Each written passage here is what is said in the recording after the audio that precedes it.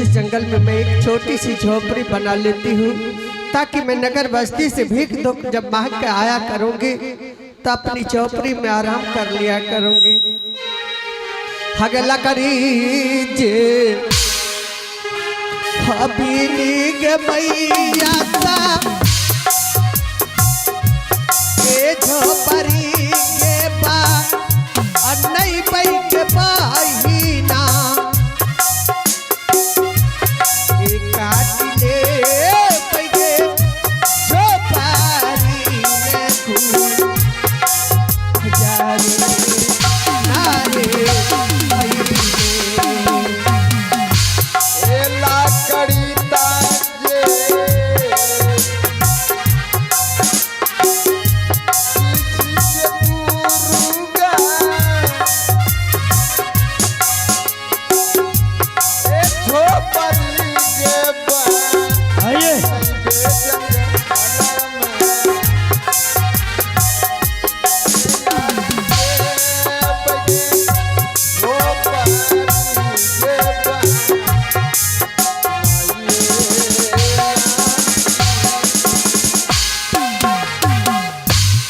परमात्मा मैंने एक छोटी सी झोपड़ी बना ली हूँ और मैं अब चलती हूँ अपनी झोपड़ी में आराम कर लेती हूँ।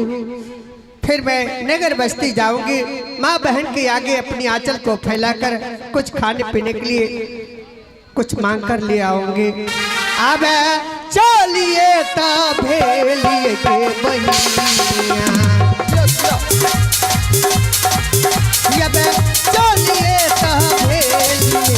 ये मैया का आपनो झोपड़िया टूटली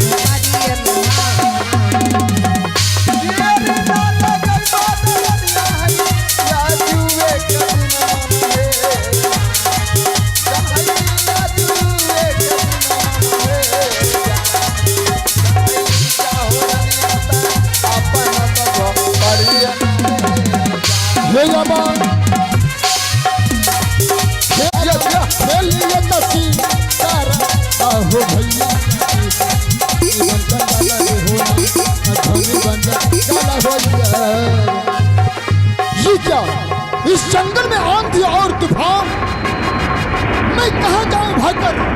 बचाओ बचाओ है कोई जंगल में। ये भगवान मुझे प्यास बहुत जोर से लगी है, बचाओ।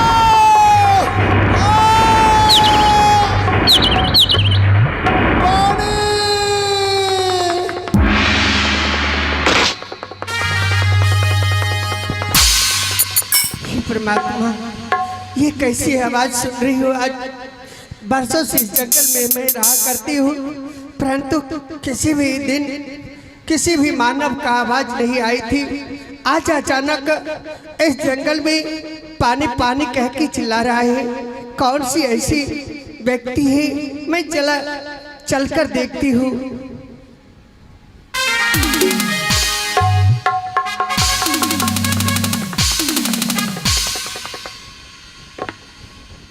परमात्मा ये मैं क्या देख रही हूँ? ये तो मेरे स्वामी है जो राजमहल में रहने वाला, सेज पे सोने वाला, आज जमीन पर गिरा पड़ा हुआ है और प्यास के मारे बेहोश पड़ा हुआ है। नहीं, मैं अपने स्वामी को पानी पिला के होश में लाऊंगी, उन्हें कुछ नहीं होने के लिए दूंगी क्योंकि मेरी जिंदगी है, मेरी सुहाग है। मैं अपने जीते जी अपने स्वामी को मरते हुए नहीं देख सकती। पानी पिलाऊंगी परंतु मैं उन्हें अपनी सूरत को देखने के लिए नहीं दूंगी, उसे पहचानने के लिए नहीं दूंगी।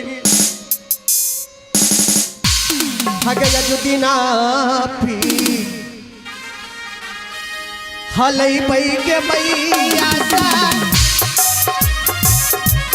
ए सामिना के भी हवा के मैया के ये तगे सामिना के भी नारे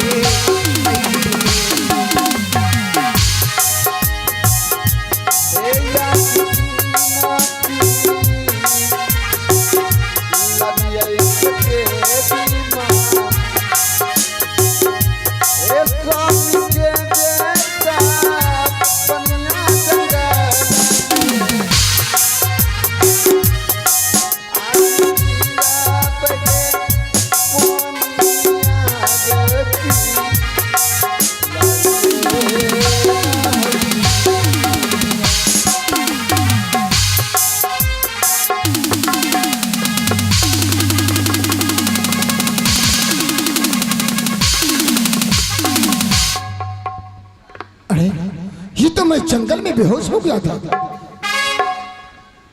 लेकिन मुझे ऐसा प्रतीत हुआ कि कोई मुझे पानी पिलाकर होश में लाया।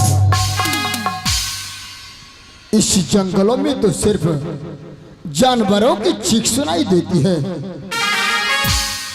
लेकिन कौन मुझे पानी पिलाया?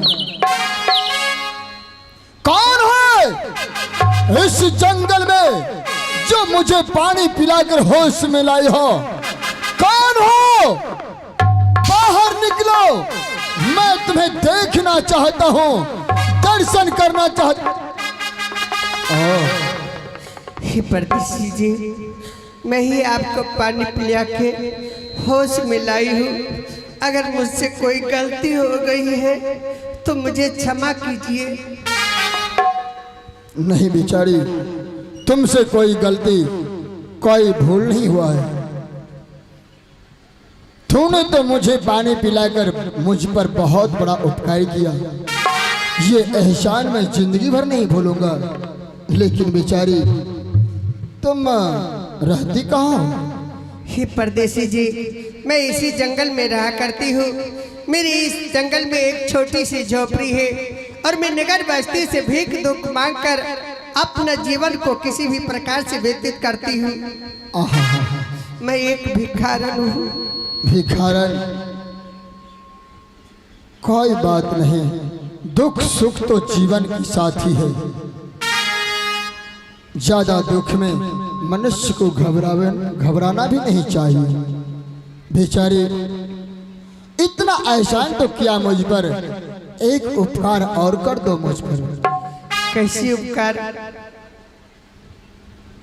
देख रही हो शाम ढलने वाले हैं, कुछ ही देर में अंधेरा हो जाएगा, इसलिए रात भर तुम अपनी झोपड़ी में मुझे जगह दो। सुबह होते ही मैं अपना राजमहल चला जाऊंगा।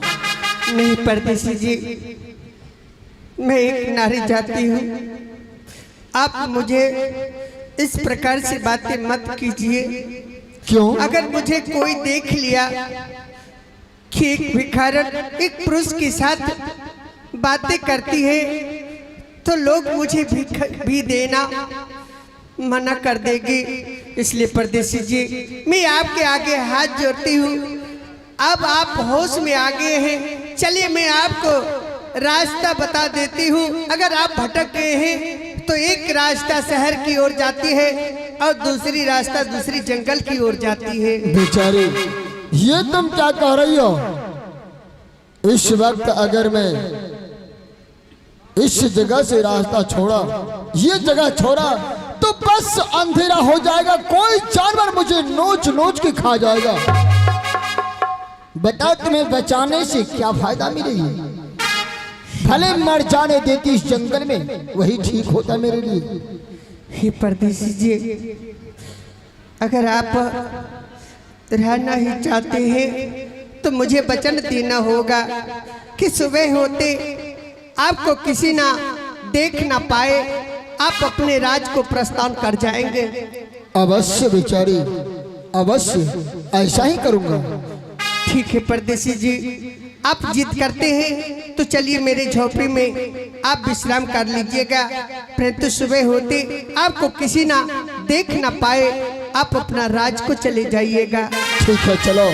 कहाँ है तुम्हारी झोपड़ी? चलिए परदेसी जी, इसी तरह है मोहब्बत की शुरुआत कीजिए। इस तरह है मोहब्बत की शुरुआत कीजिए। एक बार अकेले में, एक बार अकेले में मुलाकात कीजिए। इस तरह